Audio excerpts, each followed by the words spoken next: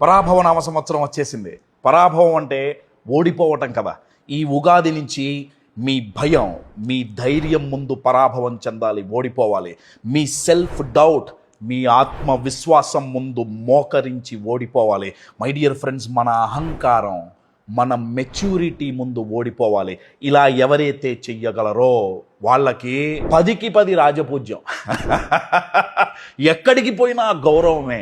అవమానాలు చాలా చాలా తక్కువగా ఉంటాయి. ఎందుకంటే ఎవరైతే ఇమోషనల్గా, స్ట్రాంగ్గా, మెచ్యూర్డ్గా, స్టేబుల్గా, ఎస్ఎంఎస్ అని గుర్తుపెట్టుకోండి, స్ట్రాంగ్, మెచ్యూర్డ్, స్టేబుల్గా ఎవరైతే ఉంటారో ఇందాక నేను చెప్పినవి చేయగలుగుతారు.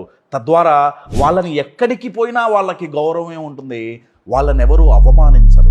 ఒకవేళ బై ఛాన్స్ వాళ్ళని ఎవరన్నా ఒక ఇమ్మెచ్యూర్డ్ పీపుల్ అవమానించినా అది వాళ్ళు పట్టించుకోరు, వాళ్ళని అది హర్ట్ చెయ్యరు. అందుకే మై డియర్ ఫ్రెండ్స్, ఈ ఉగాది నుంచి ఇమోషనల్లీ స్ట్రాంగ్గా ఎదగాలి అనే కమిట్మెంట్ తీసుకోండి. ఉగాది పచ్చల్లో ఉండే అన్ని రుచుల్ని మనం ఎలా అయితే ఎంజాయ్ చేయగలమో, ఎవరైతే ఇమోషనల్గా స్ట్రాంగ్ ఉంటారో వాళ్ళకి చేదు కూడా, సమస్యని కూడా చాలా ఈజీగా ఫేస్ చేసి ఒక తీపి అనుభవంగా మార్చుకోగలరు.